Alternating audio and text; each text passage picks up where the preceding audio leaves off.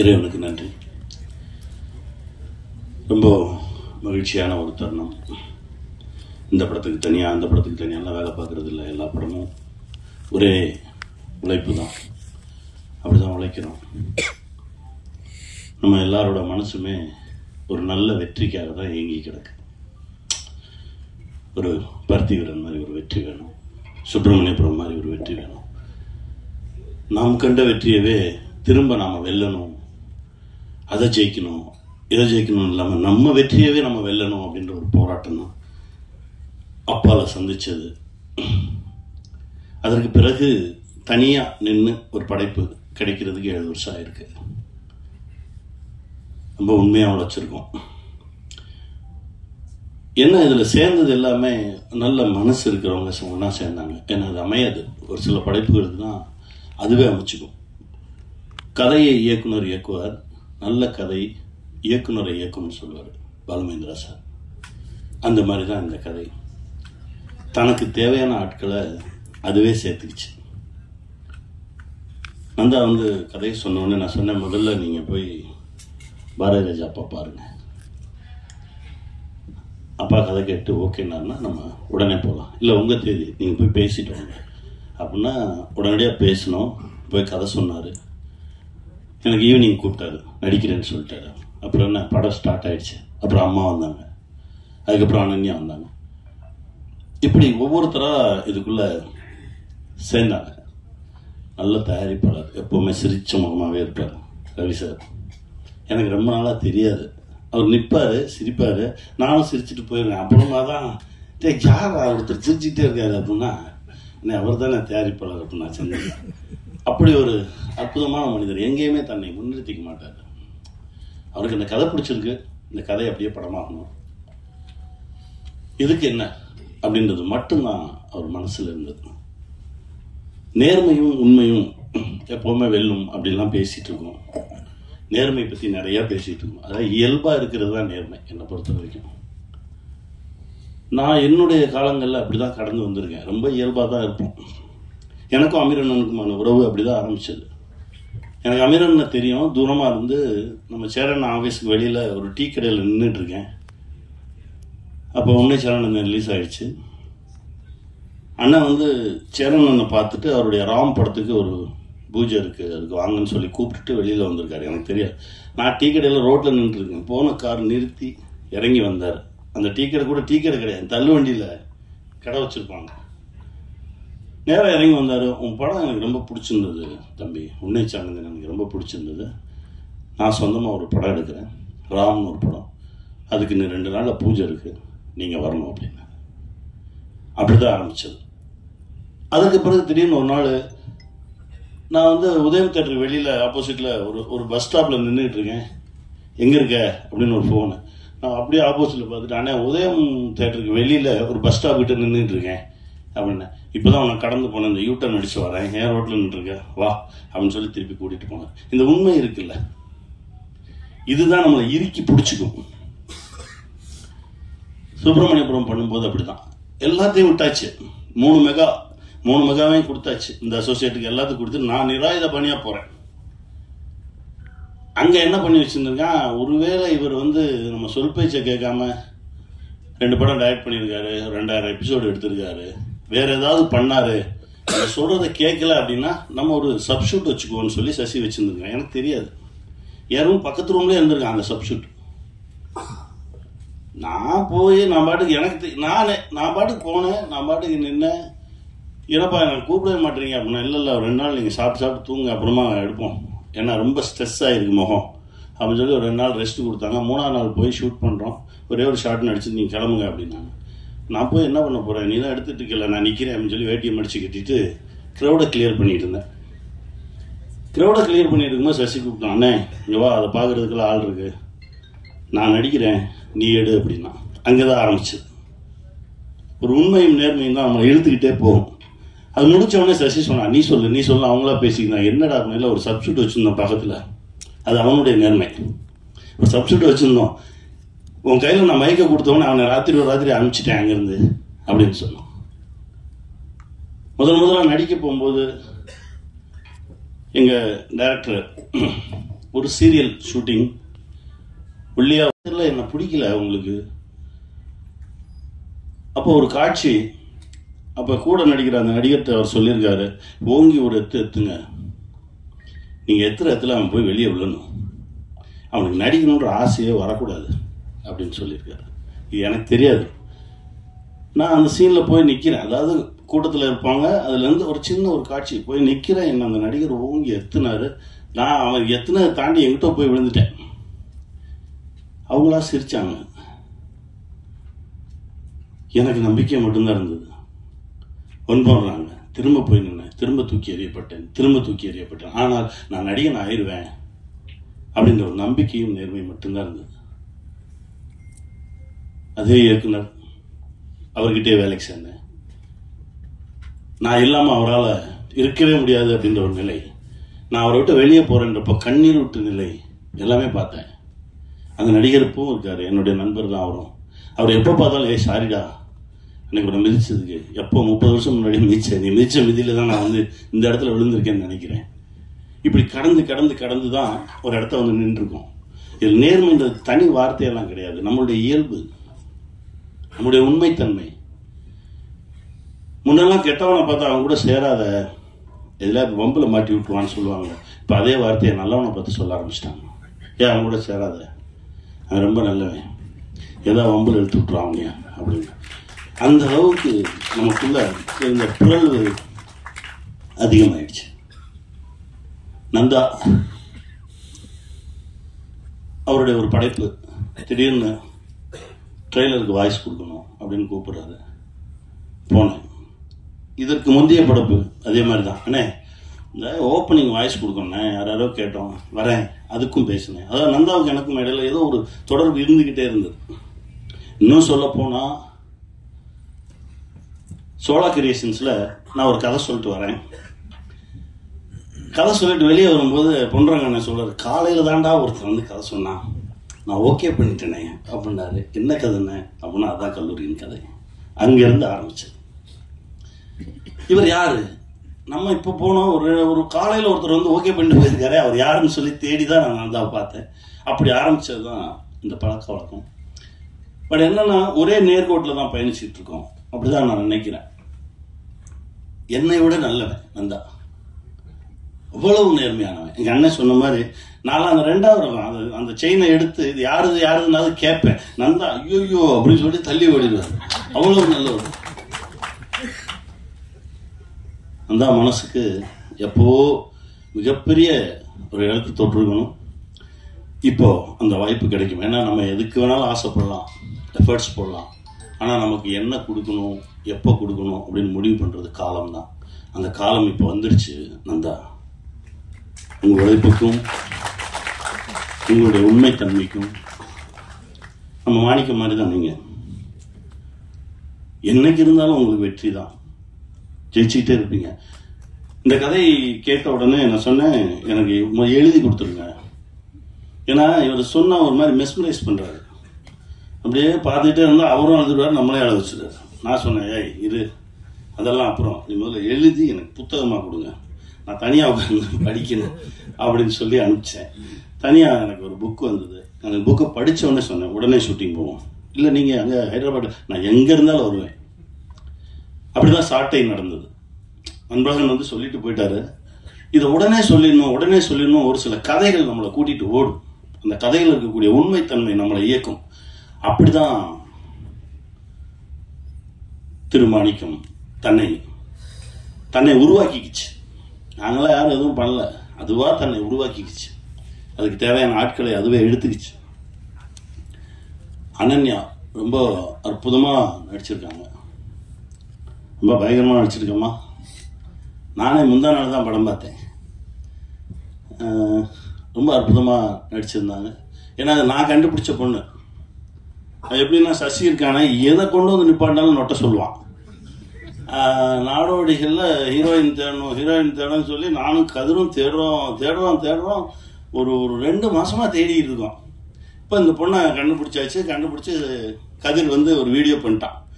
Video பண்ண பிறகு night ஒரு 2 மணிக்கு நான் முழிச்சிருக்கேன். டக்குன்னு எந்திரிச்சு, என்ன சகோ முழிச்சிருக்கீங்க? இல்லை சகோ, நைட்டு படக்குன்னு முழிச்சு பார்த்தா அந்த பொண்ணு நல்லா இருக்கான்னு பார்க்கணும். படக்குன்னு முழிச்சு பார்த்தா நல்லா இருக்கான்னு ஆமாங்க, பிடிக்கணும்ல எல்லாருக்கும் அப்படின்னு சொல்லி அந்த மாதிரியெல்லாம் எடுத்து செக் பண்ணி பார்த்தோம். திடீர்னு பார்க்கறது, திரும்பி பார்க்கறது, இப்படியெல்லாம் பார்த்தா அந்த பொண்ணு பிடிச்ச மாதிரி இருக்கா மூஞ்சி அப்படின்னு. அது கடைசி பாருங்க எனக்கே பேரா வந்து நிற்குது. நல்லா நடிச்சிருக்கீங்க. உங்களுக்கான இடம், பெரிய இடம் இருக்கு. வாழ்த்துக்கள். அப்புறம் எங்கள் அம்மாவை பற்றி நான் சொல்லணும் அப்படின்றதே இல்லை. அப்படி நின்னாலே அது அப்படி இருக்கும். நேற்று முந்தா நாள் நான் படம் பார்க்கும்போது கூட என்னை அறியாமல் நாங்கள் தான் ஸ்க்ரீனில் நிற்கிறோன்றதை தாண்டி எனக்கு ஜில்லுன்னு தூக்குச்சு. அம்மா ஒரு சத்தம் கொடுப்பாங்க, பக்கத்து வீட்டுக்காரங்களெல்லாம் கூப்பிடுவாங்க. அந்த இடம் என்னை அறியாமல் அப்படியே எடுத்துட்டு போச்சு. அதுதான் ஒரு சில இடத்துல ஒரு சிலவங்க நிற்கணும், அதான் அதுக்கு உயிர் வரும். அப்பா பாரதிராஜா அப்பாவோட நடிக்கும்போது என்னை அப்படியே பார்ப்பாரு, பண்பட்ட நடிகன் ஆயிட்ட அப்படின்னு. இல்லைப்பா, அது அது அது வந்து என்னன்னா, மனோஜ் கூட சொன்னார். மனோஜ் நானும் ரொம்ப க்ளோஸ் ஃப்ரெண்ட்ஸு. மனோஜ் படம் பார்த்துட்டு சொன்னார், இல்லைடா நீ அப்பா கூட நிற்கும் போது அவரையே பார்த்து ரசிச்சுக்கிட்டே இருக்கடா, அது தெரியுதுடா அப்படின்னு. வேற என்னடா பண்ணுறது? அப்படிதான் இருந்தது. அந்த அந்த அந்த 4 நாட்கள் 5 நாட்கள் அவரோட நிற்கும் போது இருந்த அந்த சக்தியும் அந்த மகிழ்ச்சியும் அதுக்கு அளவே இல்லை. நந்தாவுக்கு தான் நன்றி சொல்லணும். ரொம்ப மகிழ்ச்சியாக என் பிள்ளைங்க வாங்க, நீ வாடா, என் பிள்ளைங்களாவே இருந்தாங்க. இதில் வேற என்னன்னா, ஓடி வந்து 2 பேர்த்தையும் தூக்குன்றாரு. ஒரு பக்கம் எனக்கு வெயிட் இழுக்கும், இன்னொரு பக்கம் ஈஸியாக தூக்கிடுவேன். இது மூத்த பிள்ளை வளர்ந்துருச்சு இப்போ கொஞ்சம்.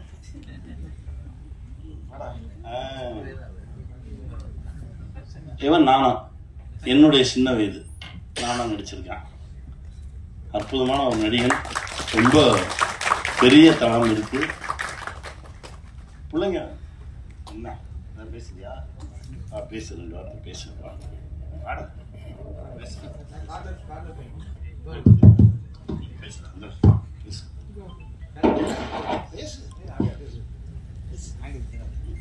சமுத்திரக்கனி அங்கிள் வந்து ரொம்பவே கேர் பண்ணிக்கிட்டாங்க. பேசுங்க.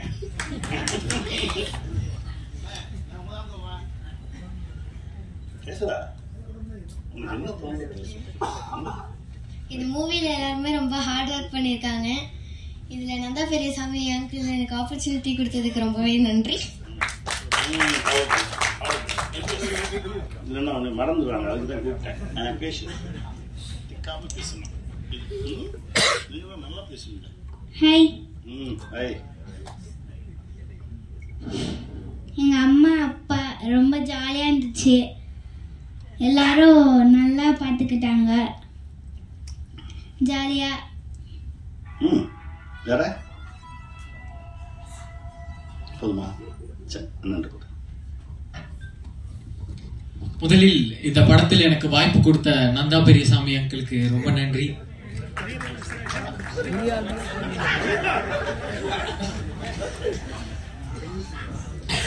சின்ன வயசுல நான் டிவி பார்க்கும்போது விஐபில சமுத்திரக்கனி அங்கிள் ஒரு சீன் பார்ப்பேன். இப்படி ஒரு அப்பா இருப்பாங்க அப்படிங்கறத பார்ப்பேன். இப்போ அவர் வாயாலேயே என்ன பெருமையா சொல்லும் போது ரொம்ப பெருமையா இருக்கு. Thank you so much. தேங்க்ஸ்.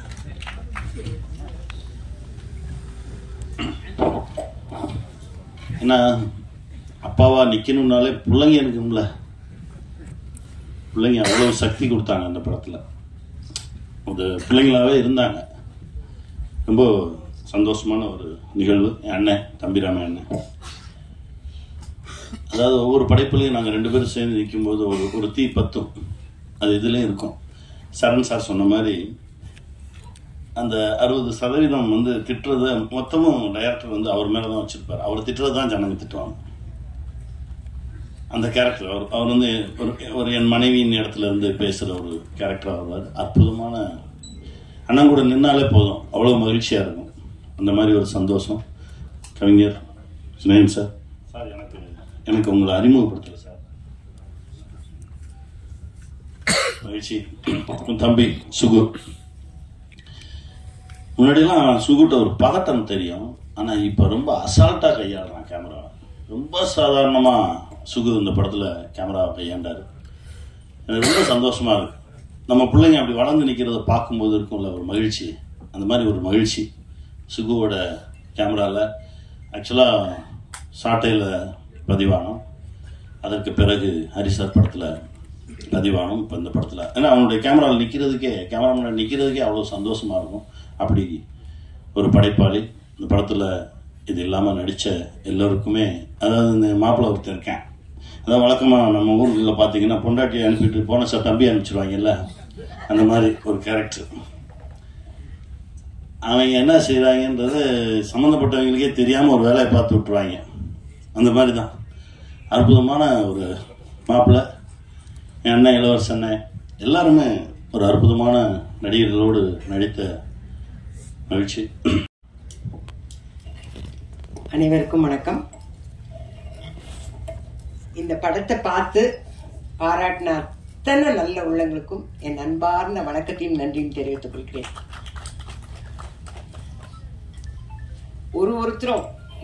ஒருத்தருமே பெரிய பெரிய டைரக்டர்ஸ். அவங்க வாயிலிருந்து வெறும் வார்த்தைகளா வராம மனசுல இருந்து அடிவு மனசுல இருந்து வந்த வார்த்தைகள் அத்தனையும், அந்த வார்த்தைகளே நம்மளை படம் பார்த்து வச்ச ஒரு எஃபெக்ட் கொடுத்துருச்சு. எல்லாருக்கும் என்னுடைய நன்றியை தெரிவிச்சுக்கிறேன் சார். இந்த கதையை எங்க டைரக்டர் சொல்லும் போது ஒரு 2.5 மணி நேரம் சொன்னார். சொல்லி நான் ஜென்ரலா என்னோட கேரக்டர்லாம் எப்படி சொல்லுவாங்க, போன்லயே சொல்லிடுவாங்க, அவ்வளவுதான். யாருக்கு அம்மா, யாருக்கு பாட்டி, நல்ல பாட்டியா கெட்ட பாட்டியா, இவ்வளவுதான். ரிச்சா புவரா, மிடில் கிளாஸா, இவ்வளவுதான் எனக்கு கதையே சொல்றது. இதுவே கதை சொல்றதே பெரிய விஷயமாச்சே. அதனால இவ்வளவுதான் கேட்போம். ஆனா இவரு மட்டும் இல்ல, நான் வீட்டுக்கு உங்களுக்கு கதை சொல்லணும்னாரு. அவ்வளவு பெரிய கதை கேட்கணுமா நம்ம? சரின்னு வர சொன்னேன். வரும்போதே பிரசாத்தோட வந்தாரு. பாமன் சாமிகள் கோயிலுக்கு போயிட்டு பிரசாத் ஆரம்பிச்சு சொன்னாருங்க, நான் அழுவுறேன் தேம்பி. ஏன் சார் இவ்வளவு நேர்மையா இருக்கணும்? அந்த ஆளு ஏன் சார் இப்படி கஷ்டப்படுத்துறீங்க? அது எதுக்கு சார்? யாருக்கோ பரிசு விழுந்தது, அதோட விட்டுட்டு டிக்கெட்டை வித்தாரா இல்லையா, அது கூட காசே ஒழுங்கா கொடுக்காம போயிட்டாரு, அதோட விட்டுருங்க சார். பாவமா இருக்கு சார், கஷ்டமா இருக்கு சார். அழுவுறேன், நான் கதை கேட்டு அழுவுறேன். சரி, எனக்கு ரொம்ப மனசு ரொம்ப கஷ்டமா இருக்கு. என் கேரக்டரும் சின்னது, ஆனால் அதுல டைரக்டரோட நான் பேர் பண்றேங்கிறது ரொம்ப, அதாவது சிவாஜி சாரோட நீங்க நடிக்க போறீங்க டைரக்டர் சொன்னார் பாருங்க முதல் மரியாதை, அந்த அளவுக்கு எனக்கு ஒரு சந்தோஷம். ஆஹா, எங்க டைரக்டருக்கு நான் தான் பேரா நடிக்க போறேன் அப்படிங்கிற ரொம்ப சந்தோஷத்துல நான் அந்த கதையை கேட்டு அழுது கொஞ்ச நேரம் அப்படியே உட்கார்ந்துட்டேன். சார் எனக்கு ரொம்ப மனசு கஷ்டமா இருக்கு, படம் பார்த்துட்டு ஜாலியா வெளியில போறதை விட்டுட்டு ஏன் சார் இப்படி கஷ்டப்படுத்தி அனுப்புறீங்க? எதுக்கு சார் இவ்வளோ நேர்மை? என்னத்துக்கு சார்? அப்ப நேர்மையா இருந்தா இவ்வளவு எல்லாம் கஷ்டப்படணும்னு இருந்தா எவன் சார் நேர்மையா இருப்பான்? இப்படி எல்லாம் அவரை கிராஸ் கொஸ்டின் தான் பண்ணேன். நான் நேர்மையெல்லாம் இருக்கக்கூடாது சார், நேர்மையா இருந்தா எவ்வளவு கஷ்டப்படுறேன். என்ன சேத்துல எல்லாம் விழுந்ததெல்லாம் போய் எடுத்து நான் இன்னும் ஒரு ஃப்ரேம் கூட பாக்கலைங்க. நான் டப்பிங் பார்த்ததோட சரி, டப்பிங்கே நான் பேசல. டப்பிங்ல எங்க டைரக்டர் அந்த 500 ரூபாயை தொலைச்சிட்டு தேடுவாரு பாருங்க. இப்ப நினைச்சாலும் எனக்கு அவ்வளோ கஷ்டமா இருக்கு. ஏன்னா ஒரு பக்கம் எங்க டைரக்டரை பாக்குறேன், இன்னொரு பக்கம் ஐயோ அந்த மனுஷனுக்கு ஒரு 500 ரூபாய் எங்க, ஐயோ அங்கதான் இருக்குதுன்னு இப்படி சொல்லணும் போல இருந்தது. அந்த அளவுக்கு டைரக்டர் ஐயோ அவ்வளோ அற்புதமா பண்ணிட்டார். எனக்கு சமுத்திரக்கனி சார் பார்த்தாவே பொறாமையா இருக்கும். நான் ஃபர்ஸ்ட் டேல இருந்து சொல்லியிருக்கேன், அது எப்படி சார் அங்க ஹைதராபாத்துக்கு போனா வில்லனா அசத்துறீங்க, இங்க வந்தா இந்த மாதிரி சாஃப்ட் கேரக்டர் வேணுது உங்களுக்குன்னே எழுதுன மாதிரி இருக்குது சார் இந்த கதை அப்படின்னு ரொம்ப பொறாமப்பட்டேன் நான். கதையை சொல்லிட்டாதீங்க ஏங்க, இத்தனை பேர் பேசும் போதே சொல்லிட்டாங்க நேர்மை நேர்மை நேர்மைன்னு. அப்புறம் நான் எங்க இருந்து கதை சொல்றது? நான் கதை சொல்லணும்னு திரும்ப அழுவேன். இப்பவே எங்க டைரக்டர் 500 ரூபாய் தொலைச்சிட்டு தேடினாருன்னு எனக்கு மனசு கஷ்டமா இருக்குன்னு சொல்றேன். அது நான் கதை சொல்லிடுவேன். நான் படமே பார்க்கலையே, ஆனா டப்பிங்ல பார்த்து நான் டப்பிங்கே பேசல சார். நான் கிளம்புறேன் சார். செந்தில் சார் வேற நின்றுட்டார், ஏன்னா அவர் கோ ப்ரொடியூசர் ஆச்சு, நின்றுட்டார். டப்பிங் பேசாம இந்த பொம்பளை எங்க வெளியில் போச்சு சார். எனக்கு எப்படி செஸ்ட் பெயின் வருது சார், 10 லட்சம் ரூபாய் செலவு பண்ணி ஆர்ட் ஆபரேஷன் பண்ணேன், இந்த படத்தை பார்த்தா திருப்பி எனக்கு இன்னொரு ஆபரேஷன் நடக்கும் போல இருக்கு. அந்த அளவுக்கு ரொம்ப கஷ்டமா இருக்கு சார். என்னால டப்பிங் பேசவே இல்லை. நான் பேசுறதே 2 டைலாக் தான், அதுவே என்னால பேச முடியல. இவங்களோட ஆக்டிங்கை பார்த்துன்னு இருக்கேன் சார். அந்த சாங்கை போடுங்க சார், அந்த சீன் போடுங்க சார், சீன் போடுங்க சார். வேணாம் நீங்க டப்பிங் பேசுறீங்க. இந்த அளவுக்கு அவ்வளோ பாதிப்புமா இந்த படம். அந்த அளவுக்கு என்னை பாதிச்சுது இந்த படம். அவர் எங்க டைரக்டர் காசு இல்லாம இது எல்லாமே எங்க நந்தா சார் வந்து கதை சொல்லும் போதே சொல்லிட்டார். ஐயா வந்து அப்படியே ஏறி வருவாரு, ஏறி வந்து உட்காருவாரு, நீங்க சமையல் பண்றீங்க, இதெல்லாம் என்கிட்ட என்ன கதையில சொன்னாரோ அது அத்தனையும் அவர் எடுத்தாருங்க. அப்படியே ஃப்ரேம் டு ஃப்ரேம் அப்படியே எடுத்தார். நீங்க வந்து பாத்திரம் தேய்க்கிறீங்கன்னாரு. சார் இந்த வேலையெல்லாம் பிடிக்கலன்னா நான் நடிக்கவே வந்தேன், திருப்பி பாத்திரம் தேய்க்கிறதுக்கு அனுப்புறீங்களா சார் எல்லாம் கேட்டேன். அதே மாதிரி உட்கார வச்சு பாத்திரம் எல்லாம் தேய்க்க வச்சு அந்த பொண்ணு வந்து சூசைட் பண்ணிக்க எல்லாமே என்கிட்ட கதையில என்ன சொன்னாரோ அத்தனையும் இருந்தது.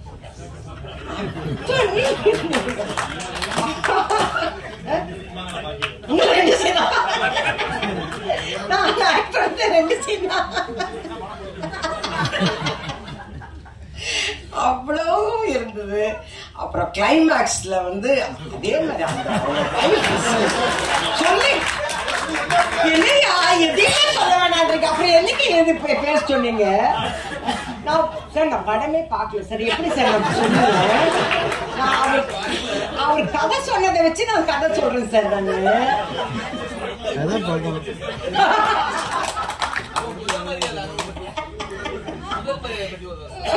முதல் மரியாதை பத்தி சொல்றாங்க. முதல் மரியாதை ஞாபகத்திலே வரலைங்க சார் இப்போ எனக்கு. சார் நான் கதை சொல்ல மாட்டேன் சார்.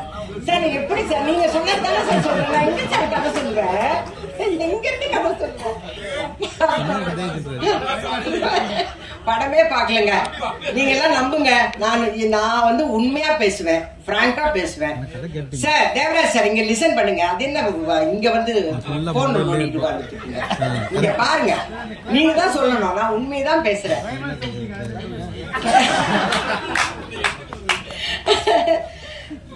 இந்த பாப்பாவோட கேரக்டர் வந்து ரொம்ப நல்லா இருக்கும். யதார்த்தமா எல்லா வீட்டு பொம்பளைங்களும் என்ன பண்ணுவாங்களோ அதை தான் அந்த பாப்பா பண்ணிருக்கு. ரொம்ப நல்லா பண்ணிருக்கு. ஏன்னா இதெல்லாம் டப்பிங்ல பிட்டு பிட்டா பார்த்தது, அவ்வளோ நல்லா பண்ணிருக்கு. அதே மாதிரி உங்களுக்கு தம்பியா ஒருத்தர் வருவாரு, அவர் பண்றதும் அட்டழியமா இருக்கும். நீங்க பண்றதா இதெல்லாமே உங்க டைரக்டர் தாங்க கதை சொன்னாரு. அந்த மச்சான் கேரக்டர் என்ன பண்ண தெரியுங்களா அப்படின்னு இதெல்லாம் சொல்லிட்டேன். நான் என்ன சார் சொல்லல சார், நான் கதையெல்லாம் சொல்லல. சரிங்க நான் கதை சொல்லுங்க.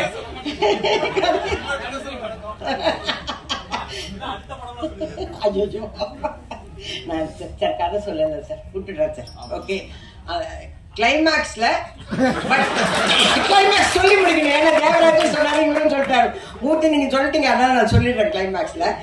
அதாவது எப்பவுமே சினிமாவோட இதுவே என்னன்னா, வில்லனா இருக்க வில்லத்தனம் பண்ணிட்டே இருந்தான்னா அவனுக்கான பனிஷ்மெண்ட் இதுதான். சோ நீங்க வந்து கெட்டவங்களா இருக்காதீங்க அப்படின்றதுதான் மாரலா வரும். அதே மாதிரி ஒருத்தர் நல்லவங்களா இருந்தால், நேர்மையானவங்களா இருந்தா, படாத கஷ்டம் எல்லாம் படும் போதே நமக்கு வந்து நேர்மையாவே இருக்க வேணாயா அப்படின்னு தான் தோணும். ஆனால் அவங்களுக்கு நேச்சரா பார்த்து, யூனிவர்ஸா பார்த்து கொடுக்கற ஒரு பரிசு தான் வந்து அவங்க வைஃபுக்கு வேலை, அந்த குழந்தைக்கு.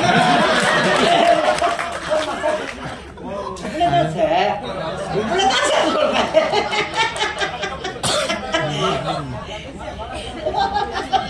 பழக்கமே கிடையாது. ரெயின் எஃபெக்டோட ரொம்ப சந்தோஷமா சார், ரெயின் எஃபெக்டோட இதுலயே ட்ரெயிலர்லயே போட்டு காட்டினாங்க சார். நீங்க வெளியில வரும்போது ஏங்க பிரபஞ்சம் ஆசீர்வாதம் பண்றதுன்னா என்னங்க சொல்லுவோம்? என்ன சொல்லுவோம்? செழுமையா இருந்தா என்ன சொல்லுவோம்? அதுதானேங்க, அதுதான் அவர் பினிஷ் பண்ணிருக்காரு. நான் இப்ப அவர் சோகமா பினிஷ் பண்ணாருன்னு சொன்னா உங்களுக்கு எல்லாம் சோகமா இருக்காதா? இல்ல எதுவுமே சொல்ல சார்.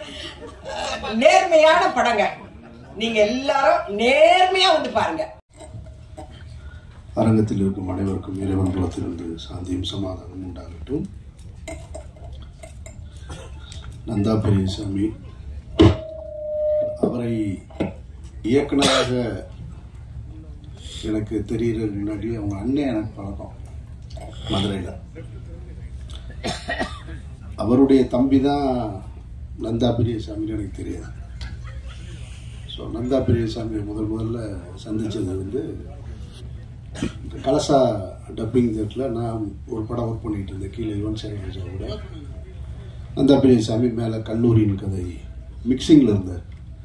மிக்சிங்கில் இருந்தவர் கீழே வந்து யுவன் கிட்ட பேசிட்டு போகும்போது, சார் நீங்கள் மேலே வந்து பாருங்க அப்படின்னாரு. போய் மேலே போய் பார்த்தேன். அந்த இன்ட்ரோல் பிளாக் சீக்வன்ஸு காமிச்சார். அது ஒரு எஃபெக்ட் தான், ரொம்ப பிரமாதமாக இருந்துச்சு. எஃபெக்ட்ஸ்லாம் போட்டு நல்லா இருக்குது. ஷார்ட்ஸ் எல்லாம் ரொம்ப நல்லா இருந்தது. அந்த காலேஜு டவரு, அந்த டாப் ஆங்கிள், அதெல்லாம் ரொம்ப இன்ட்ரெஸ்டிங்காக இருந்தது. டேக்கிங்ஸே ரொம்ப இன்ட்ரெஸ்டாக இருந்துச்சு. அப்புறம் படம் முடியுமா, அந்த படம் ரிலீஸ்க்கு முன்னாலே வந்து அந்த படத்தை பற்றின டாக் கொஞ்சம் அதிகம் இருந்தது.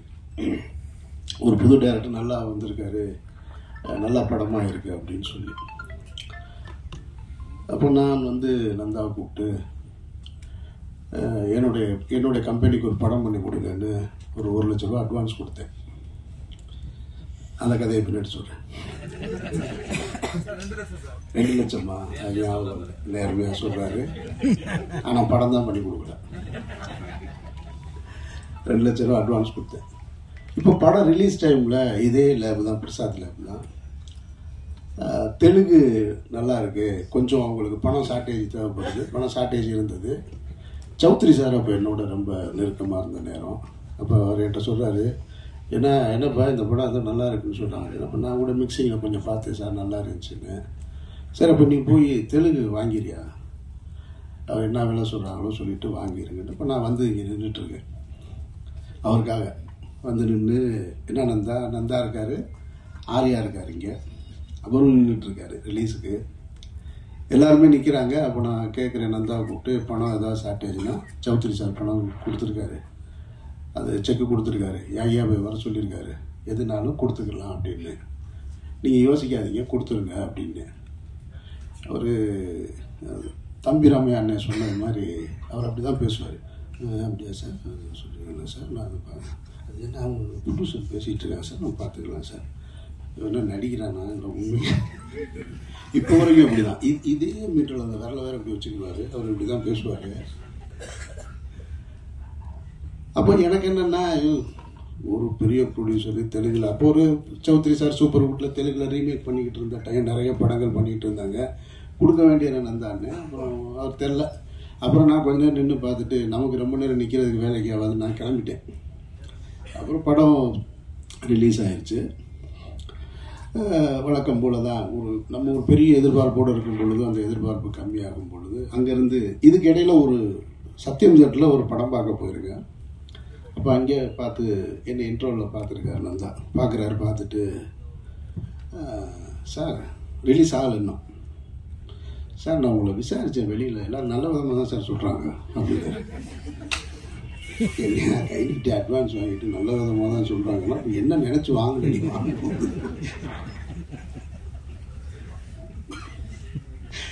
சரி, நான் நினைச்சு சிரிச்சுக்கிட்டேன். சரி, மதுரைக்காரங்க அப்படி தானே இருப்பாங்க அப்படின்ட்டு.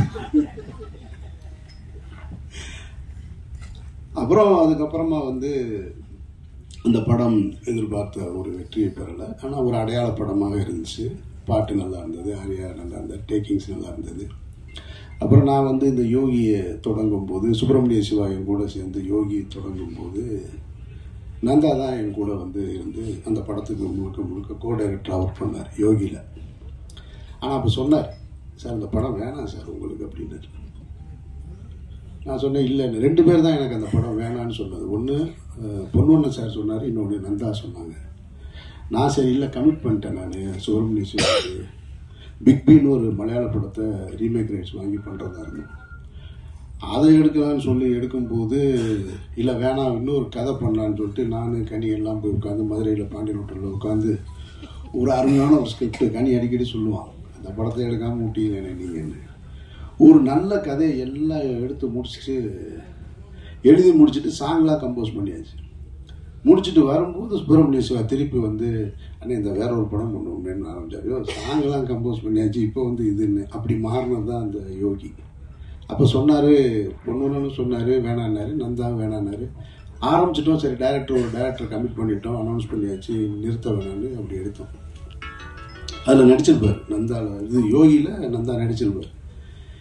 இப்படி தான் நந்தாவுடைய எனக்கு ஒவ்வொரு படம் பண்ணும்போது அவர் ஆனால் முயற்சியிலே இருப்பார். எதையாவது புதுசாக பண்ணணும்னு. அப்புறம் சார் இந்த இடம் விட மாட்டேன் சார், இந்த இடம் வேறு படம் பண்ணுறேன் பாரு அப்படின்னு மாற்றி யோசின்னு ஒரு படம் மாற்றி யோசின்னு படம் பண்ணார். பயங்கரமாக ரொம்ப ஆனால் நம்பிக்கையோடு தான் பேசுவார் ஒவ்வொரு படத்துக்கு.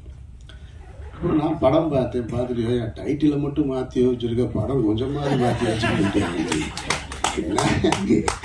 இப்படி பண்ற.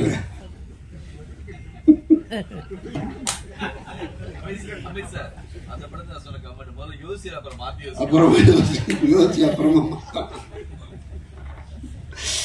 Sorry sir next time permission next time. ஆமாம். அப்புறம் ஒரு முறை ஜிஆர்டி ஹோட்டலில் உட்காந்துருக்கேன், அங்கே ஒருத்தரோடு உட்காந்துருக்காரு. நான் சாப்பிட உட்காந்துருக்கேன், வேகமாக வந்துட்டார். வந்த உடனே யார் இருந்தானே, சார் இப்போ தான் ப்ரொடியூசர் செட் பண்ணிட்டு இருக்கேன் அப்படி உனக்கு மட்டும் எப்படியா வச்சுக்கிறாங்க.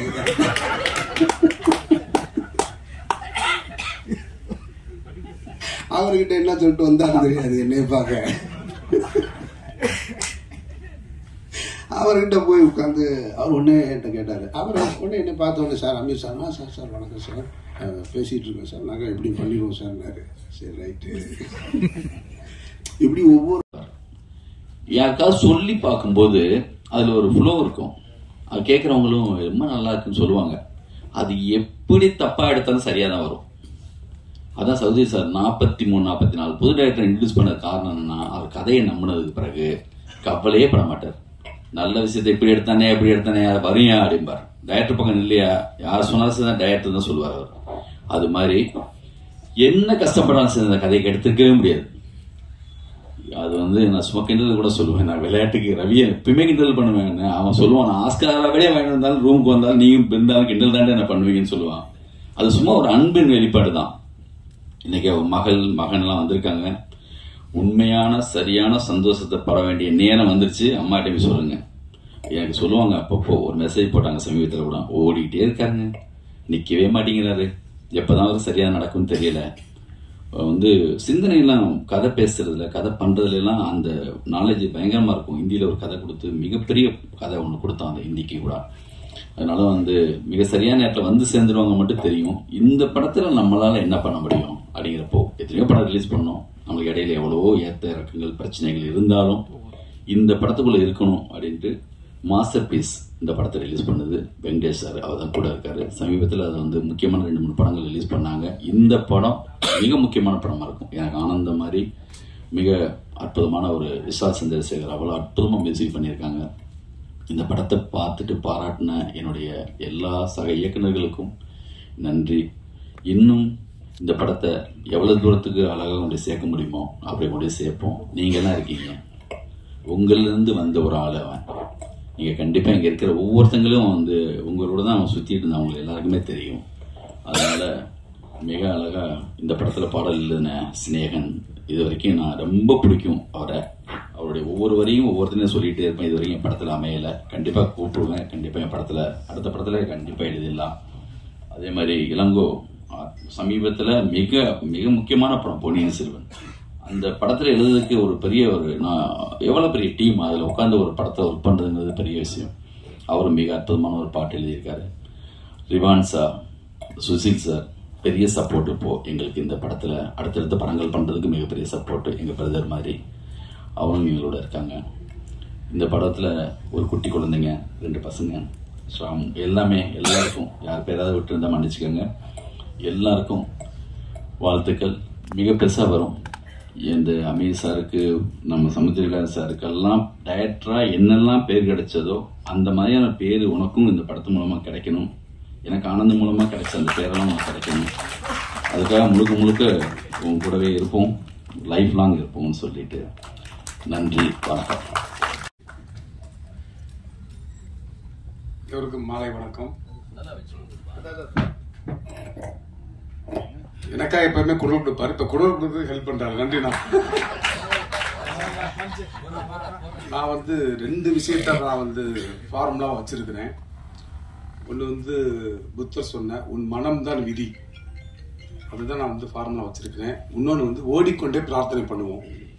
இந்த 2 தான் இன்ன வரைக்கும் ஓடுறதுக்கு ஒரு காரணமா இருக்குது. இந்த திருமாணிக்க ஊர் ஓடி இழுத்த தேர் இந்த படத்தை வந்து எல்லாருமே ஒவ்வொரு கைப்பிடிச்சு ஹெல்ப் பண்ணியிருக்கிறாங்க. இந்த கதை முதல்ல நான் சுபாஷ் சந்திர போஸ் திருப்பதி சுபாஷ் சந்திர போஸ் சொன்ன உடனே எப்பயுமே என்னை திட்டிட்டு இருப்பாரு, என்னை பாராட்ட மாட்டாரு. முதல்ல பாராட்டு வாங்கி கொடுத்த கதையா அவர் நம்பி மேல உடனே லிங்குசாமி சார்ட்ட கூட்டிட்டு போய் நீங்க இந்த கதையை சொல்லுங்கன்னு சொல்லி அன்னைக்கே அங்க இருக்க டைரக்டர்ஸ் பன்னீர்செல்வம், பிருந்தா சார் எல்லாத்தையும் கதையை சொல்ல சொல்லி இது வந்து படமாக வேண்டிய கதை அப்படின்னு சொல்லி ஒரு பிள்ளையார் சொல்லி போட்டது அவங்க. அதுக்கு பிறகு சில பல காரணங்களால வந்து காலதாமதம் ஏற்பட்டவங்கன்னா ராஜா சந்திரன் மூலம் சீப்பர் ரவிக்குமார் சார் வந்து இந்த படத்தை ஆரம்பிச்சாரு. இன்னைக்கு இந்த படம் வெளியே வந்த ஃபர்ஸ்ட் காப்பி முடிகிற வரைக்குமே நிறைய பேர், குறிப்பா வந்து சமுத்திரக்கணி அண்ணன் வந்து என்னுடைய ட்ராக் ஸ்டோரி, என்னுடைய பின்னாடி இருந்த எந்த கதையுமே கேட்கல. உடனே நான் ஷூட்டிங் போங்க, நீங்க டயட் பண்ணுங்கன்னாரு. எனக்கு ஒரு பதட்டமா இருந்துச்சு. அவருக்கு ரொம்ப பிஸி ஷெட்யூல்ல ஒரு நாள் கிடைக்கிறது கூட கஷ்டம். 25 நாள் தொடர்ந்து கொடுத்து இந்த மாணிக்கத்தை வந்து திருமாணிக்கம் ஆக்கணும். முதல் பெருமை வந்து அவருக்கு தான். ஏன்னா என்னைய நம்பினாரு, கதை நல்லா சொல்லுவாரு, எப்படி எடுப்பான்ற எந்த கேள்வியுமே கேட்காம என்னை நம்பினாரு. திருநார்ந்த வால்மீகி தான் வந்து கம்பராமன் எழுதினாரு. அந்த அடிப்படையில் என்னை நம்பி இந்த படத்தை கொடுத்தா கணியனுக்கு ரொம்ப ரொம்ப நன்றி தெரிவிச்சுக்கணும். அப்புறம் அமீர் சார் வந்து எப்பயுமே வந்து நந்தா படத்தை வந்து முதல்ல காட்டுங்க நந்தா சார், காட்டுறக்குரிய படம் இருந்துச்சு அவங்களை காட்டுங்க சார், அது வரைக்கும் காட்ட மாட்டேன்னு சொல்லிட்டே இருப்பேன். இதை தெரியல, இந்த தடவை வந்து சரி காட்டுன்னு சொல்லி சொன்னாரு. கூட்டு போய் ஒரு பதட்டமா ஒரு மழை அடிச்சு சென்னை சிட்டியே வந்து எங்கேயுமே நகர முடியாத ஒரு மழை நாள்ல வந்து படத்தை பார்த்தாரு. இவர் ஒரே ஒருத்தருக்காக ஒரே ஒரு ஷோ போட்டு அவர் மட்டும்தான் 10 தியேட்டர்ல பார்த்தாரு. அவரு ஒத்த ஆள் கிடையாது, 1000 யானைக்கு சமமா விமர்சனம் பண்ணிட்டு போயிட்டாரு. ரொம்ப சந்தோஷமா இருந்தது. அப்புறம் இந்த தம்பிராம அண்ணன் ரொம்ப என்கிட்ட அவர் அடிக்கடி சொல்லுவார், டே பெரிய பேரு பெரிய காரு பெரிய புகழெல்லாம் கிடைக்கல நினைக்காத, கடவுள் உனக்கு எதையுமே கொடுக்கல நினைக்காது, ஒன்று வந்து எடுத்துக்கல என்னன்னா உன் ஒய்ஃப் நல்லா ஆரோக்கியமா இருக்காங்க, உன் பொண்ணு நல்லா படிக்கிறா, உன் பையன் பெரிய இடத்துல இருக்கிறான், இதுக்கு நீ சந்தோஷப்படுறா அப்படின்னு அடிக்கடி சொல்லுவாரு. ஒரு எப்பயுமே ஒரு பாசிட்டிவா நம்ம வந்து அடுத்தடுத்து ஓடுறதுக்கு ஒரு பெரிய ஒரு கீ கொடுத்துட்டே இருப்பார் அண்ணன். அப்புறம் இந்த படத்துல நடிச்ச அத்தனை நடிகர்களும் வந்து வடிவங்கள் செய்ய மாட்டேன், இனிமேல் நான் வந்து 2.5 மணி நேரம் கதை சொல்ல மாட்டேன். அது இப்ப இந்த மேடையில உறுதியாயிடுச்சு, எல்லாருமே பண்ணாங்க. ஆமா. அப்புறம் ஐயா பாரதி ராஜா வந்து இப்ப மலேசியால இருக்காரு. அவர் வந்து இந்த படத்துக்கு மிகப்பெரிய, அவரை வந்து நான் வந்து ஒரு இயக்கம் டைரக்ட் பண்ணது மிகப்பெரிய ஒரு சந்தோஷமா இருக்குது. கிட்டத்தட்ட ஒரு 7 நாள் வந்து ஹாஸ்பிட்டல் வந்து ட்ரிப்பு போட்ட கையோட வந்து நடிச்சு கொடுத்துட்டு போனாரு. அவர் ட்ரிப்பு போட்டு என் படத்தை காப்பாத்திட்டாரு. அப்புறம் கவிஞர் சினேகன், இளங்கு கிருஷ்ணமூர்த்தி, அப்புறம் சொர்க்கோ, எல்லாருமே அவங்க வரிதாளர் படத்துக்கு வந்து ஒரு பெரிய ஒரு வாழ்வியலை கொடுத்துருக்காங்க. இந்த கதை நல்லா சொல்லுவேன், இதை எப்படி எடுக்கிறன்றப்ப இந்த கதையை வந்து இந்த சொன்ன கதையோட அழகா படம் பிடிச்சு கொடுத்த சுமாரனுக்கு இந்த சமயத்தில் மிகப்பெரிய நன்றியை தெரிவிச்சுக்கிறேன். அதுக்கு உயிர் கொடுத்த விசால் சந்திரசேகர். அப்புறம் எல்லாத்துக்குமே காரணமா இது படமா வர்றதுக்கு காரணம் அந்த ராஜா செந்தில். அவர் தான் இந்த வந்து ப்ரொடியூசர் கூட்டிட்டு வந்து இங்க வந்து தைரியமா இந்த படத்தை எடுக்கலாம்னு சொன்னாரு. ஜிபி ரவிக்குமார் சார் அடிக்கணும்னு சொல்லுவாரு, நான் நிறைய கதைகள் கேட்டீங்க, அந்த கதைகள்லாம் எனக்கு நம்பிக்கை கொடுத்துச்சு, ஆனா இந்த கதை வந்து எனக்கு தைரியத்தை கொடுத்துச்சுன்னாரு. அது வந்து எனக்கு இந்த மேடையில கண்டிப்பா சொல்லணும். ரொம்ப ரொம்ப நன்றி சார். வேற ஒரு ஸ்டேட்ல இருந்து வந்து ஒரு நல்ல தமிழ் படத்தை எடுத்திருக்கிறாரு, நம்ம தமிழ் மக்களை நம்பி எடுத்திருக்காரு. நம்ம வந்து அவரை வந்து பத்திரமா கரை சேர்க்கணும் அந்த சமயத்தில் விளையாட வேண்டிக்கிறேன். நன்றி, வணக்கம், தேங்க்யூ. பத்திரிகை, தொலைக்காட்சி, ஊடக சகோதர சகோதரிகளுக்கும் மேடையில் அமர்ந்திருக்கக்கூடிய விற்பனர்களுக்கும் முன்னே அமர்ந்திருக்கக்கூடிய அத்தனை சினிமா சம்பந்தப்பட்ட அனைவருக்கும் எனது மாலை வணக்கம். நான் அதில் பங்கு பெற்ற காலத்தினால நிறைய காக்கைக்கு தன் குஞ்சு கோல்டு குஞ்சும்பாங்க. அது நான் இதை பற்றி அதிகமாக பேசுவதை விட இந்த படத்தை பார்த்தவர்கள் பார்த்துருப்பீங்க.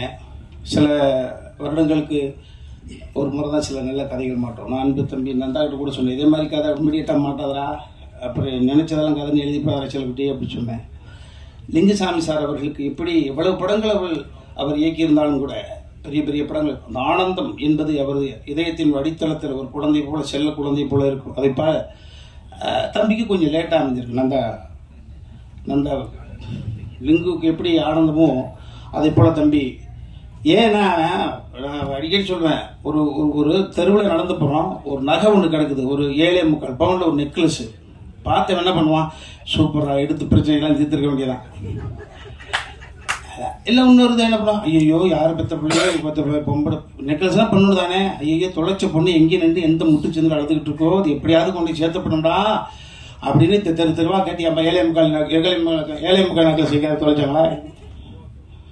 ஆனால் இவன் எப்படி தெரியுங்களா தம்பி, அதை அப்படியே பார்த்துட்டு அப்பா அந்த பக்கத்தில் போயிடக்கூடாதா, ஏரணிக்குள்ளே இருக்கிற தண்ணி மாதிரி எழுதாத கவிதை மாதிரி அவன் ஒரு செட்டில் ஒரு பேட் வேர்டு மருந்துக்கு கூட பயன்படுத்தாதா சார், அந்த முடியை சுடுப்படுத்த கூட ரோமத்தை நீவிட்டீங்களா அப்படின்னு கேட்பான், மயிரை சீவிட்டீங்களான்னு கூட கேட்க தெரியாது.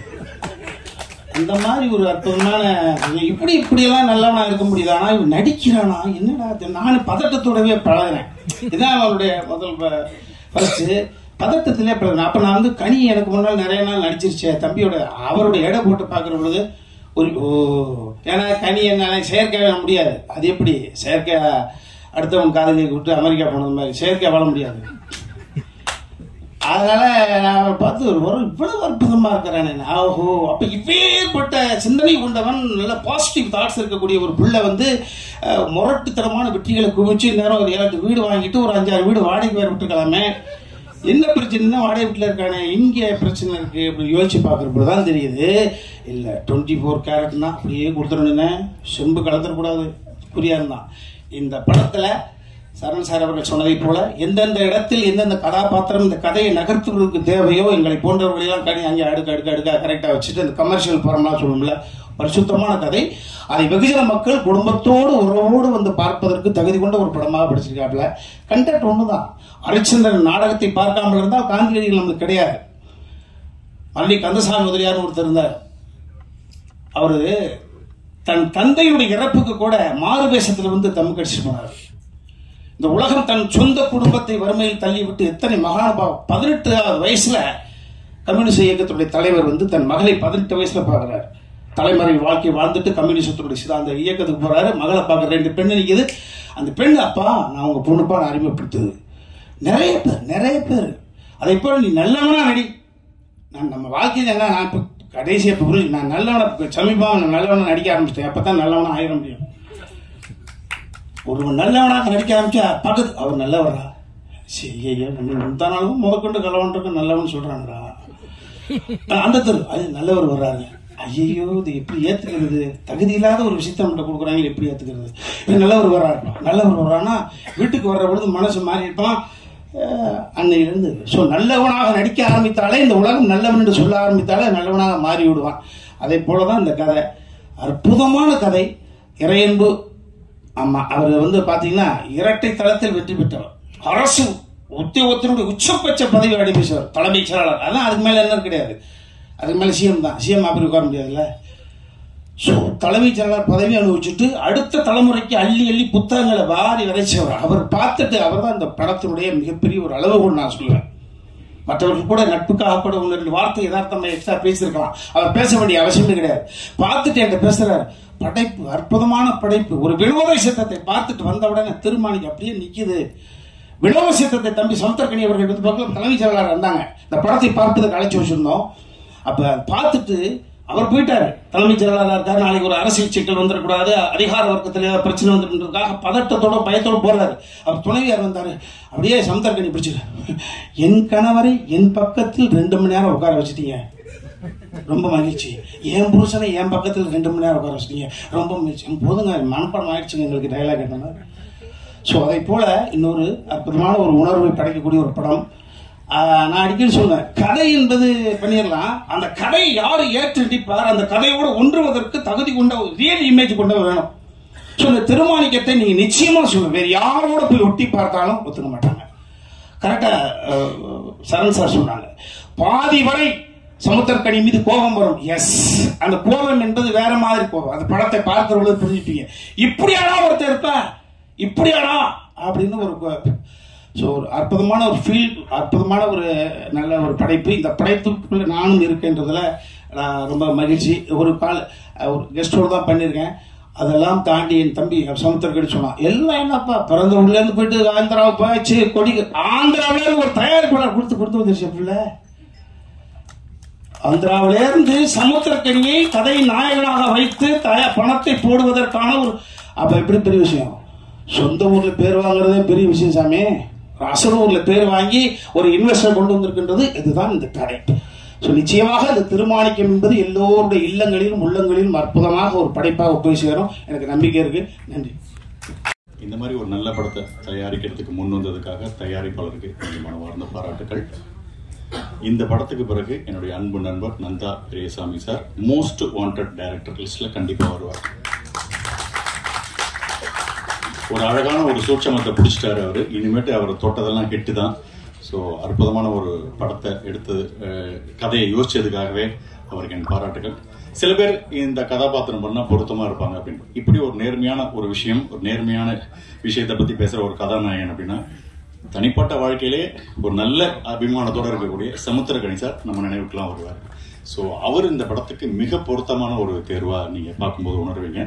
அடுத்து பாரதிராஜா சார். பாரதிராஜா சார் வந்து ஆக்சுவலா சிவாஜி சாரோட பேசிட்டு இருக்கும்போது ஏதோ சொல்லுவாங்களாம், நானும் ஆக்சுவலா நடிக்கிறதுக்கு தான் சார் வந்திருந்தேன் அப்படின்றது சொன்னப்ப சிவாஜி சார்ட்ட, ஏண்டா உங்க ஊர்ல கண்ணாடியே கிடையாது அப்படின்னு கேட்டதா சொல்லுவாங்க. பட் ஆனா இப்ப சிவாஜி சார் இருந்திருந்தாருன்னா பாரதிராஜா சாரோட நடிப்பை பார்த்து சீரியஸாவே உச்சி மோர் இன்னும் போராம கூட பட்டிருக்கலாம். அவர் அந்த அளவுக்கு அருமையான ஒரு பர்ஃபார்மன்ஸா இருக்கு.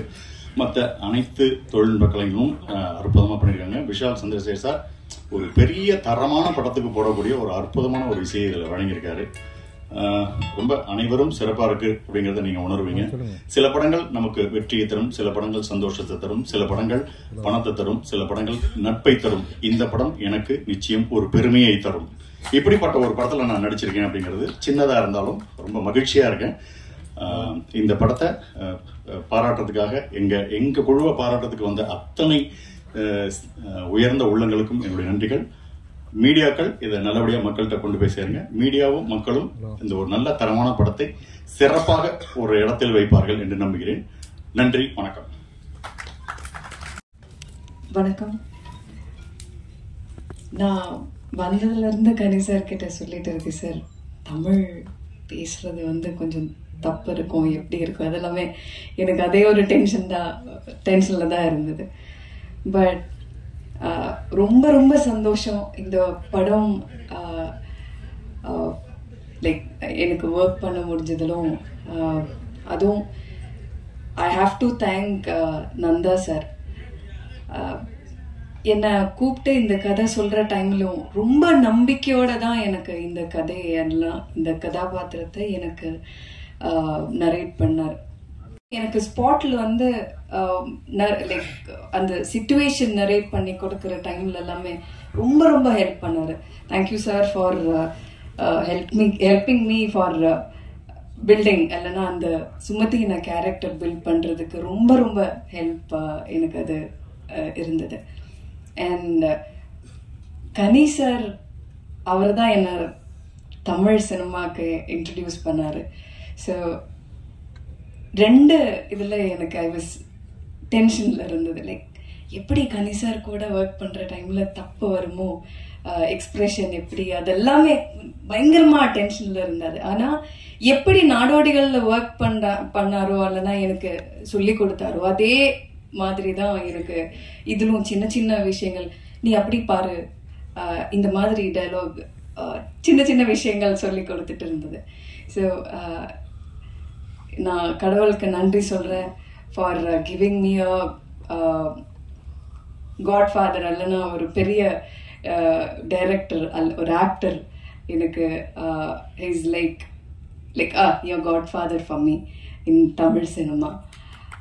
அதை நான் சொல்லி தான் ஆகணும். ஏதாவது இருந்தேன்னா கூப்பிட்டு கேட்பாரு, நான் சார் இந்த மாதிரி வந்திருக்கு, அது வேணுமா வேண்டாமா எல்லாம். So anyway I'm very thankful to God and இங்கே வந்திருக்கிற எல்லா ப்ரெஸ்ஸுக்கும் நான் ஐ ஹாவ் டு சே, இந்த படம் பியூட்டிஃபுல்லான படம். நான் படம் பார்த்ததில்லை இது வரைக்கும்.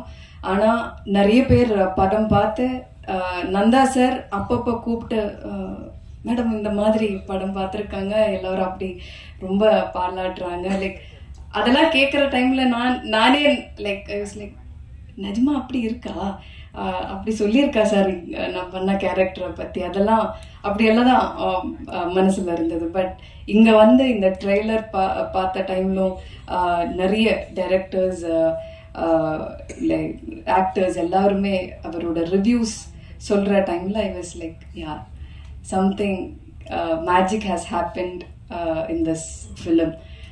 அப்படி ஒரு நம்பிக்கை எனக்கு வந்திருக்கு.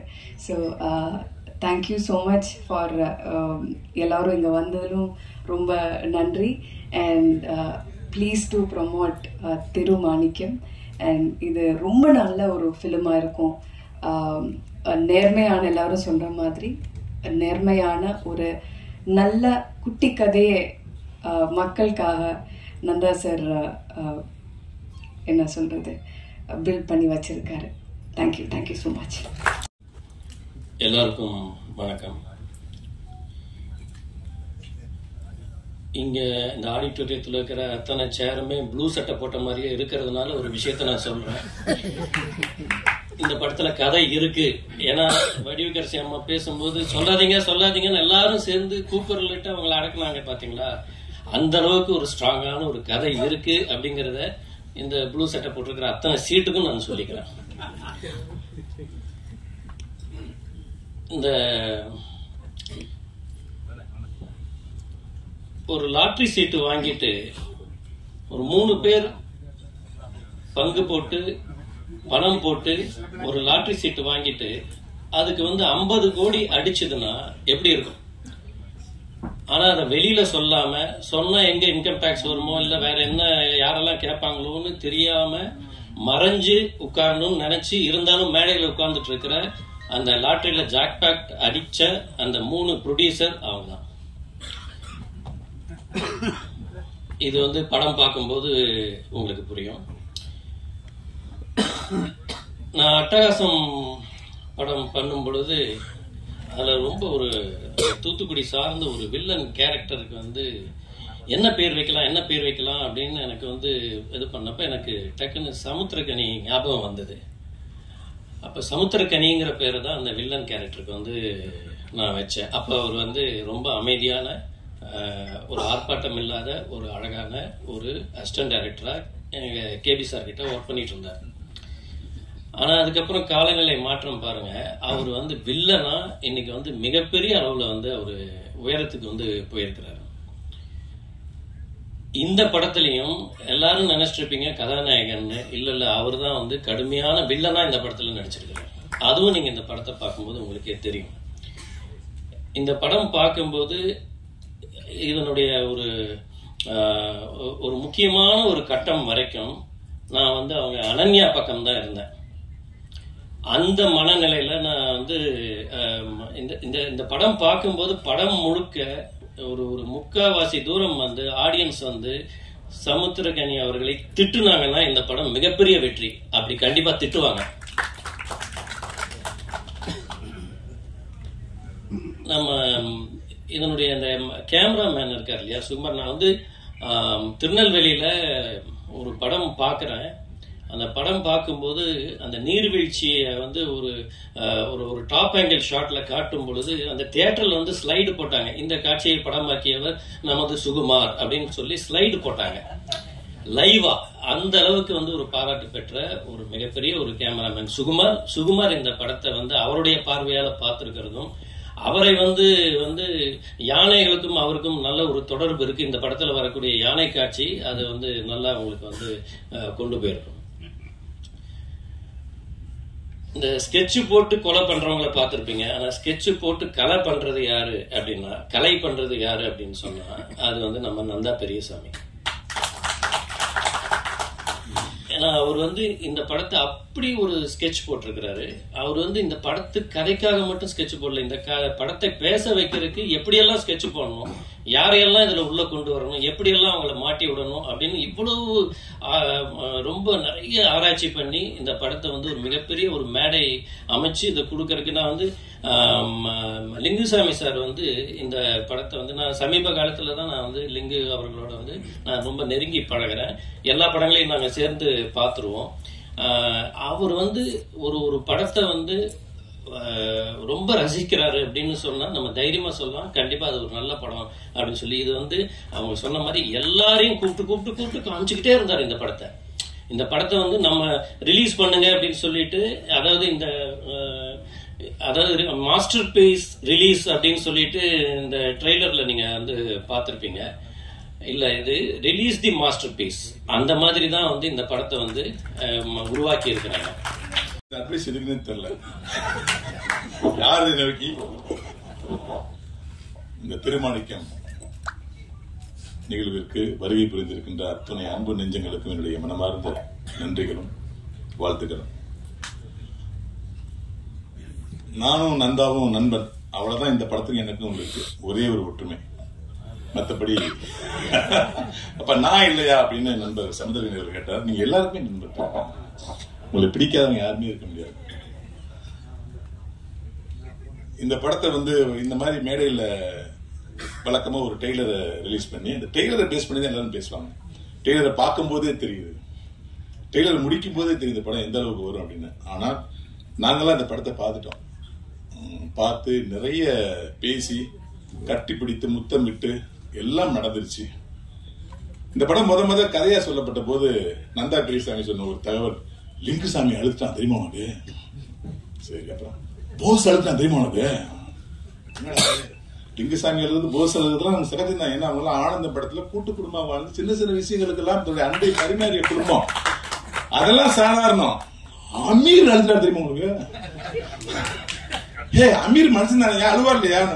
அமீர் கல்லையே கரைச்ச தெரியுமா உனக்கு? என்னடா டெம்ட் ஏத்திக்கிட்டே இருக்கானே, நீ பார்க்க வரையா இல்லையா? எனக்கு வந்து லிங்குசாமி அவர்கள் எழுதுதோ போஸ் எழுதுதோ எனக்கு பெரிய டெம்டா படல. அமீர் எழுதிட்டாரா? அமீர் எழுதும் பார்த்ததே இல்லையே, அந்த அளவு கரைச்சானான்னு சொல்லி பார்த்தேன். உண்மையில் அமீர் மட்டுமல்ல, அழக்கூடாது ஈகோ இருக்கிற அத்தனை பேரும் அழுவார்கள் இந்த படத்தை பார்த்து. அதுல எந்த ஒரு சந்தேகமும் இல்ல. அமீர் சார், உங்களுடைய கண்ணீர் நேர்மைக்கு மட்டுமே வந்திருக்கிறது. பல இடங்களில் கண்ணீர் வராமல் இருந்ததுக்கு காரணம் நேர்மையற்ற மனிதர்களை பார்க்கும்போது எப்படி கண்ணீர் வரும்? ஒரு நேர்மையான மனிதனை, தன்னுடைய நண்பனை ஒரு நேர்மையான திரையில் பார்க்கும்போது அந்த கண்ணீர் வருவது இயல்பு. அதாவது வந்து அவன் முடிவு பண்ணிட்டான், தேசி மாட்டில் ஒரு 10 லிட்டர் பால் கறக்கிற மாதிரி பார்க்கறவங்க அத்த கண்ணில இருந்து கண்ணீரை கறந்துடணும் அப்படின்னு. அதுக்கு காரணம் அவனுடைய எழுத்து. மிக மிக மிக உண்மையான ஒரு எழுத்து. நான் அதுல ஒரு இது சொல்லியிருப்பேன், நிறைய நான் பேசினேன்.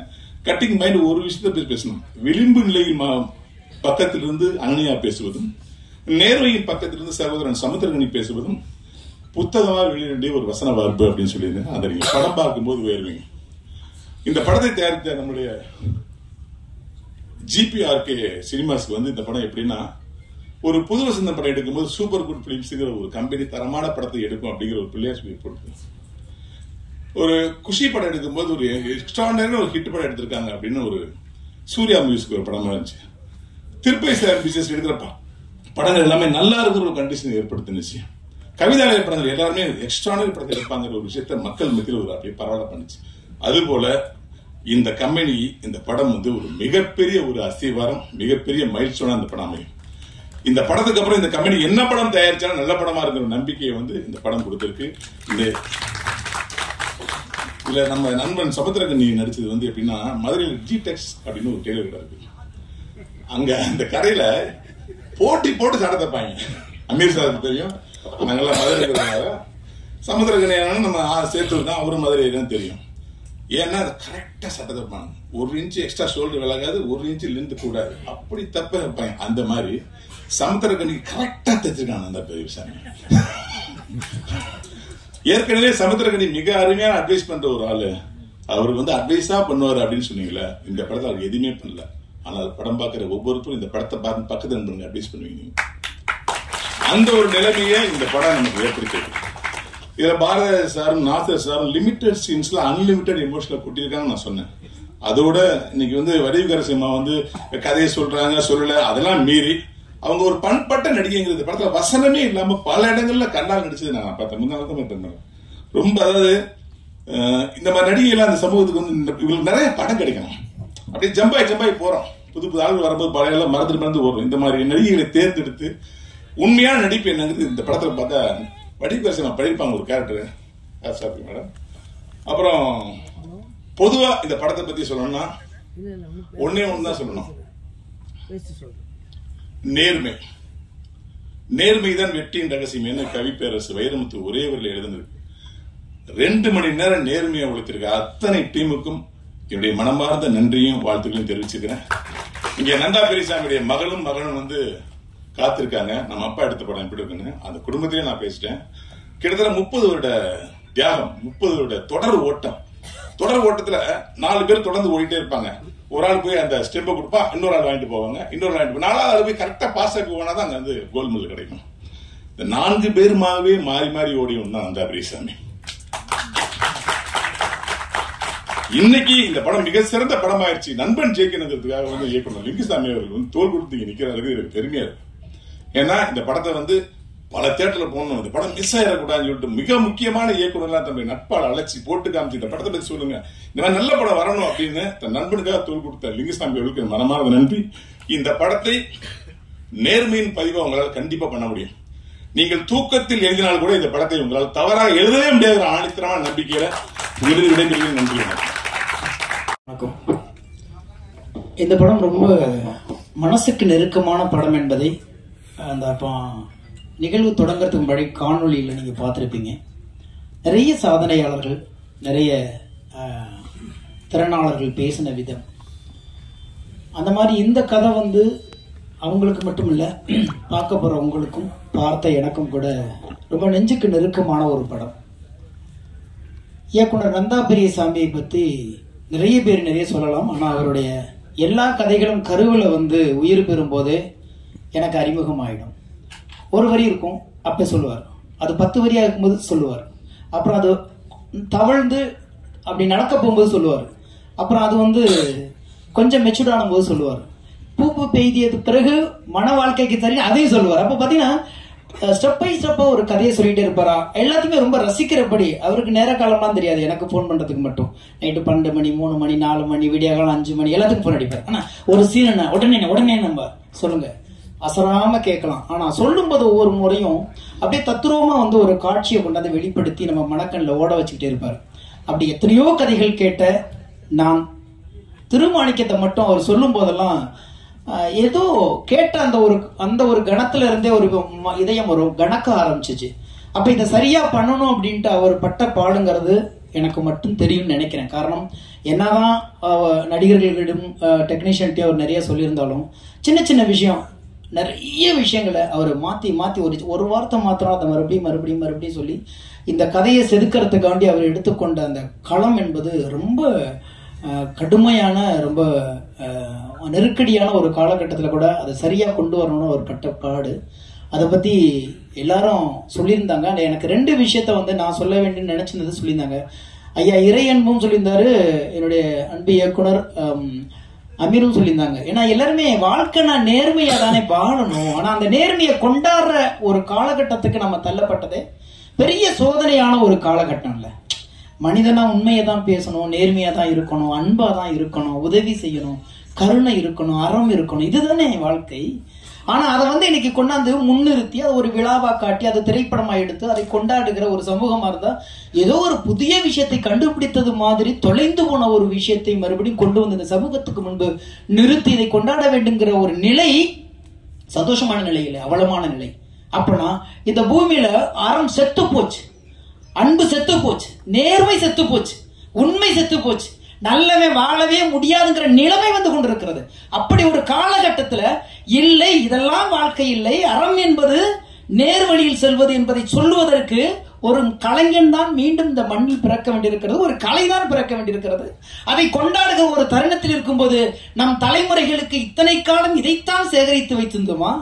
இன்னைக்கு அடுத்த தலைமுறைகிட்ட போயிட்டு போய் இதை கொட்டி ஒப்படைக்கிற ஒரு சூழல் நம்ம இருக்கிறோம்னா இதை அவரவர் பொறுப்போடும் மிகப்பெரிய அந்த கூனி குறுகி இதையே இவ்வளவு காலம் செய்யாம போயிட்டோம் அப்படிங்கிற ஒரு காலகட்டத்துலதான் இந்த படத்தை இந்த குழு உங்க முன்பு கொண்டாந்து வைக்கிறது. எனவேதான் இப்ப சொல்றோம், நிஜமாகவே எல்லாருக்குள்ளேயும் இந்த மாணிக்கம் எங்கேயோ ஒரு இடத்துல எட்டி பார்த்திருப்பான், நாம தான் தலையில தட்டி அவனை சாகடிச்சிருப்போம். எங்கேயோ ஒரு இடத்துல இந்த மாணிக்கம் தென்பட்டிருப்பான், அவனை அலட்சியப்படுத்தி தூரமா உதச்சி தள்ளிட்டு வந்திருப்போம். ஆனா இது பார்த்ததுக்கு பிறகு ஆமா இல்ல, இந்த மாதிரி ஒரு இடத்துல நம்ம தப்பு செஞ்சுட்டோம்ல, சுயம் முளைச்சு கிடுச்சுல, பொதுநலங்கிறது என்னன்னு தெரியாதுல்ல நமக்கு, இது அடுத்தவனது இல்ல, இது நம்மளது இல்ல இல்ல, ஏன் அந்த நேரத்துல நினைக்கல இல்ல அப்படின்னு இந்த படம் நிச்சயமாக திரையரங்கை விட்டு வெளியே வரும் பொழுது உங்களை ஒரு கணம் சிந்திக்க வைக்கும். அதுதான் இந்த படத்தின் வெற்றி. அதை வெற்றி பெற செய்யுங்கள். வாழ்த்துக்கள். நன்றி. இப்போ வழக்கமாக வந்து மலையாள படங்களை தான் எல்லாரும் நம்ம சவுத் இந்தியாவில் நம்ம பாராட்டிட்டு இருக்கோம். ஆனால் இந்த வருஷம் தலை சிறந்த வாழை, லப்பப்பந்து, அந்த மாதிரி பல நல்ல படங்கள் வந்திருக்கு. அந்த வரிசையில் நிச்சயமா அந்த வரிசையில் தி பெஸ்ட் ஃபிலிம் அப்படின்னா திருமாணிக்கம்.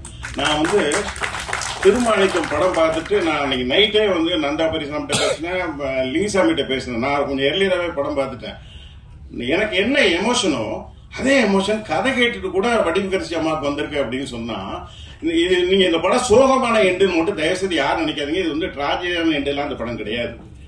இது இந்த கிளைமாக்ஸ் யாராலையும் விவரிக்க முடியாது. நவரசம் 9 உணர்ச்சிகள் மட்டும்தான் இருக்கு.